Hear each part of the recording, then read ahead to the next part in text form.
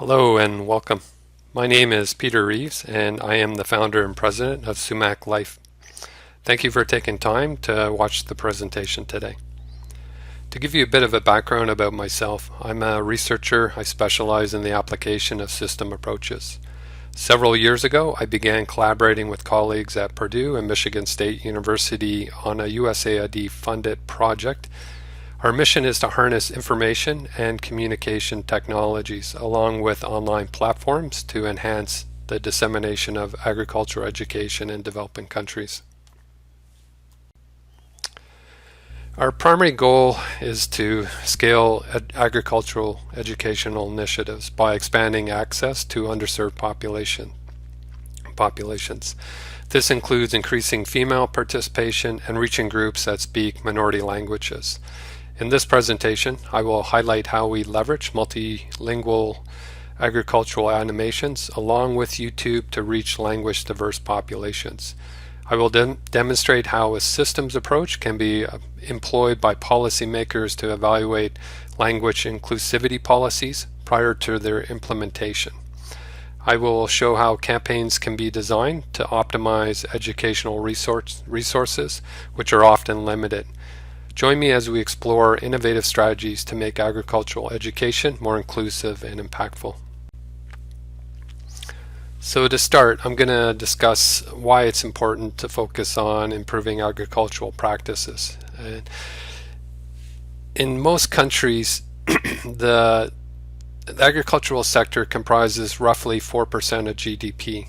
However, in developing countries, this could be upwards of 25%. So it has a huge impact not only on the economy, but also there are studies showing the link between agricultural productivity and the health of the citizens in the country. There's a critical need to scale learning by improving accessibility.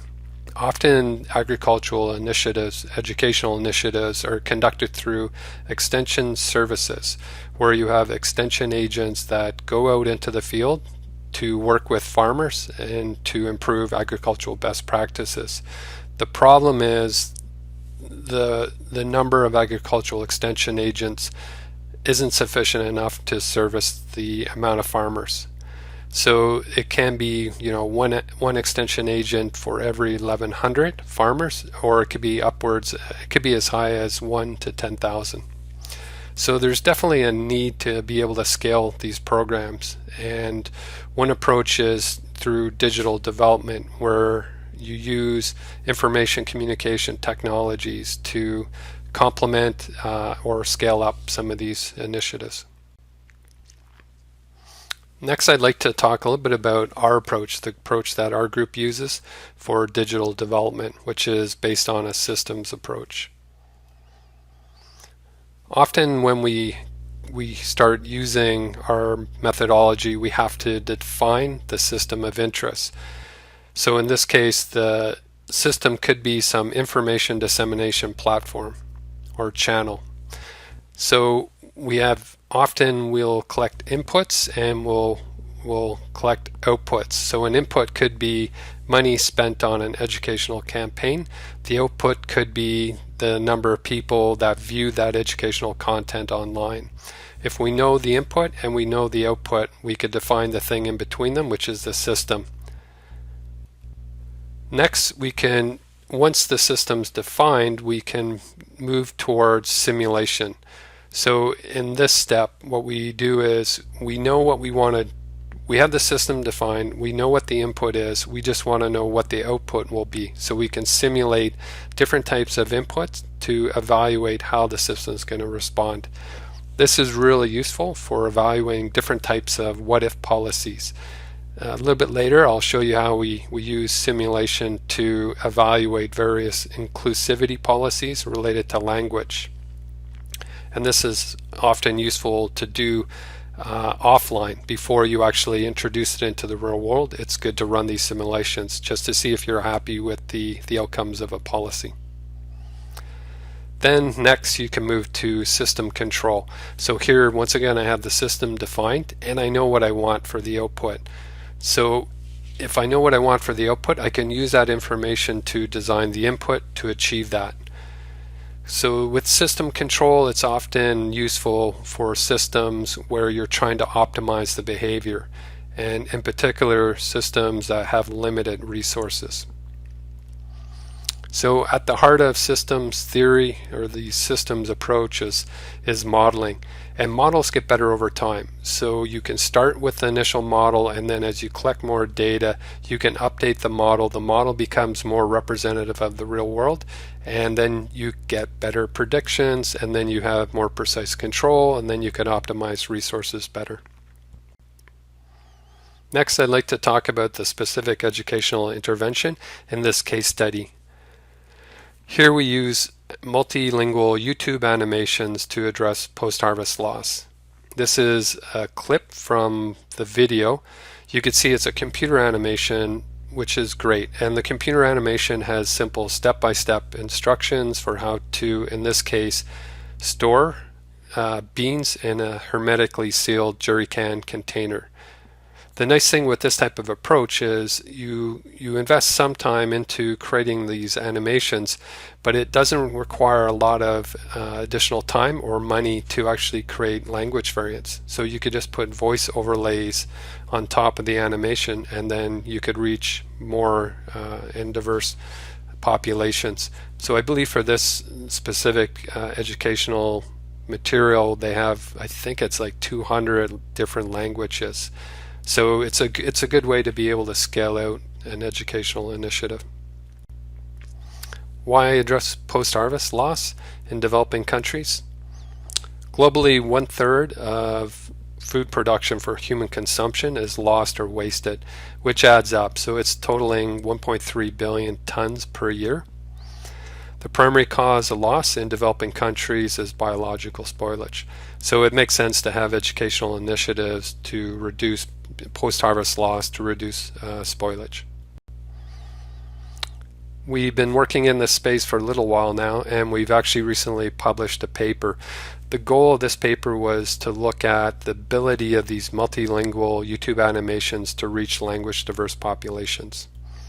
So we conducted a campaign over a 4-month period in 2021, and we were able to actually reach just under 64,000 viewers. So these are 64,000 people that watch the entire video content. And this is spread across 68 languages across Ghana, Nigeria, and Kenya. Another thing we looked at was the ability, with the cost effectiveness of this type of information dissemination channel. When you compare in-person video-based agricultural extension training, in Ghana it's estimated to be $78 per person, while farmer field schools in Ghana, they range from $8 to $10 per person, and in East Africa ranges between $9 to $35 per person.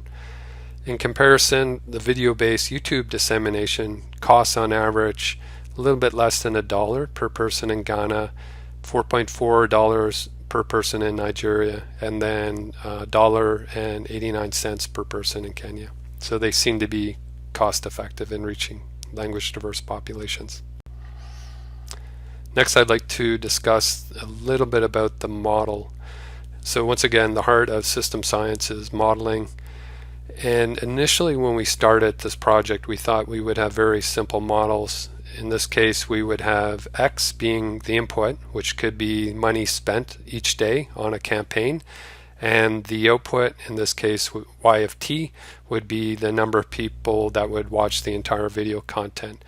And the beta 1, which is the system we're trying to represent, we thought would be a simple scalar. So you put in $1 and you get, for instance, 10 viewers. However, what we found out, it wasn't such a simple model. When we look at the model, what we found was to predict the number of viewers on day T, you actually not only needed to know how much money was being spent on the campaign, this X of T, but you also had to know how much money was spent on the prior day, which is X of T minus 1. And not only that, you also needed to know how many viewers there were on the prior day to accurately predict the present day number of viewers you're going to achieve. So we had these models defined, and what we did then was we created models for all the different language campaigns that we ran. So we don't have one model, we have multiple models. One of the things we did is we checked to see how well our model predictions match the real world. And this is an example of one of the campaigns that we ran. So you could see here on the y-axis it's viewers per US dollar spent, and then on the x-axis it's just the days within the 4-month campaign. And the dark line represents the model predictions, and then the gray line represents the actual observed data. So in this case you can see the model is predicting quite well the behavior of the system, the information dissemination channel, which gives us confidence, because next we would like to move towards simulations, but before we do that we want to have some confidence that the model predictions are accurate so that our simulations will be accurate. As I mentioned, we created many models. It's hard to see this. I'll blow up one of the sections of this, but basically what this figure is, there's on the y-axis all the different language campaigns, and the models were created for each one of them, and then based on that we estimated what the expected number of viewers per US dollar would be, and then we also estimated the confidence interval. So the confidence interval is this line, so a bigger line means we have less confidence in that point estimate, a smaller line is better. So blowing up just the bottom part, which is all the Nigerian campaigns, you could see there's some variability between languages in terms of their cost effectiveness, and in this case for Nigeria, English was the best performing campaign and it's at the top. We also ran we did a little experiment where we looked at running English countrywide versus a zone of influence. So zone of influence is the ZOI and countrywide is the CW. And you can see here there's differences in cost effectiveness. So in general, when you make a campaign more targeted, which in this case was an area defined by the funding agency which they would like the material to be pushed into, when you do that it tends to be less cost effective.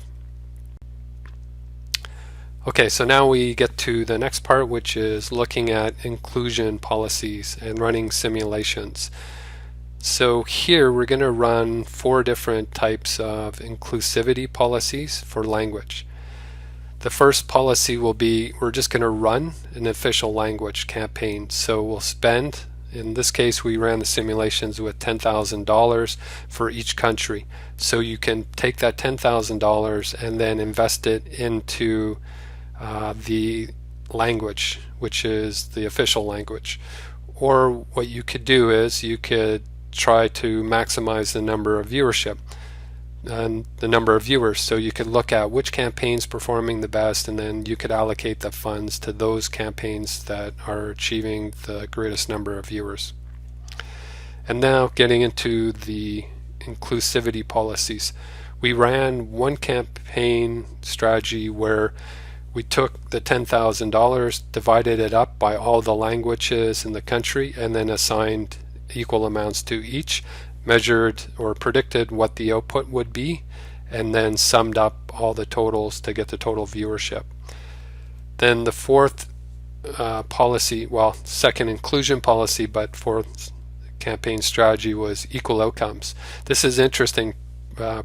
This is a little bit more complicated, where we take the $10,000 and we design how much money is being spent on each campaign to achieve equal number of viewers across all the languages. So it's a bit stricter inclusivity policy.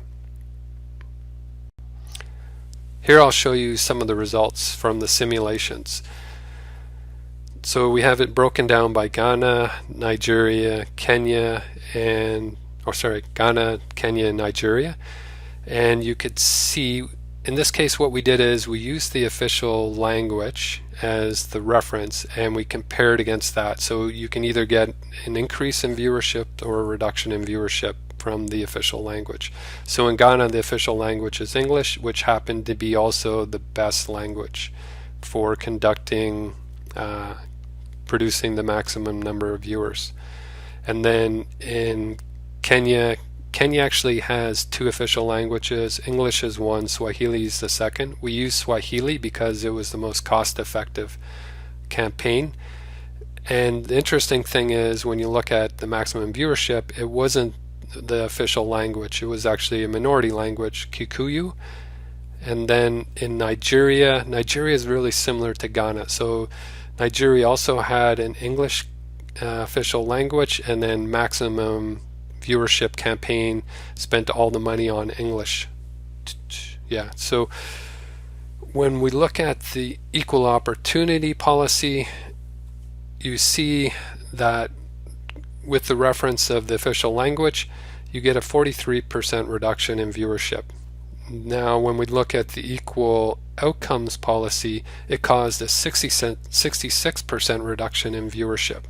So there's a bit of a dilemma for policymakers, because in a lot of it's sort of conflicting. You want to actually try to increase the reach, maximize the potential reach of your educational initiatives, and you want to make it inclusive, but you can't always get the two. Like, they don't always go hand in hand. So in this case, if you want to have really strict inclusion policies, you're going to have less overall viewers. So the goal with all these tools, it's not for us to decide. So this is something that the policymakers use the information and then make informed decisions on how they want to move forward with the policies for an educational initiative. So as I mentioned, you could use these insights from the simulation. So you could use them to select the inclusion policies that you would like, and then you could use the models to optimize spending to achieve the best results. Next steps for us, we are currently doing everything manually. So we set up these campaigns manually, which is very time intensive. So we have sometimes campaigns with over 100 different languages. So you have to set up the campaign and manage these campaigns, as well as pull metrics from YouTube in this case. So what we're working on now is we would like to create APIs that could automate the whole process.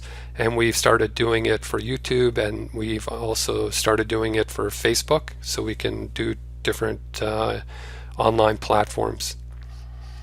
Another thing we'd like to do is actually implement this stuff into the real world, and then, as I mentioned, over time, if we run the policies, we can collect more data and then update the models, which will improve the predictions, which will then allow us to have better control and optimize the resources.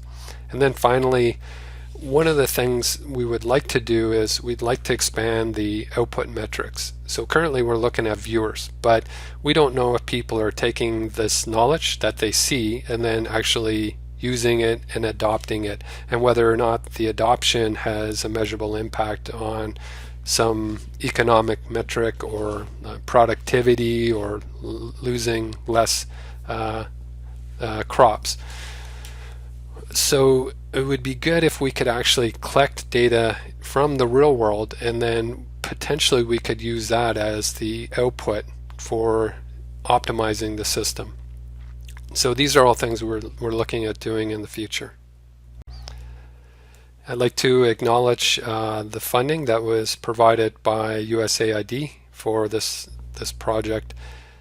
And if you have any questions, please feel free to reach out to myself, Peter Reeves, or Julia Bella Bravo, or Barry Pettendry. Both are at Purdue University. We'd be very happy to talk to you about our work. Thank you.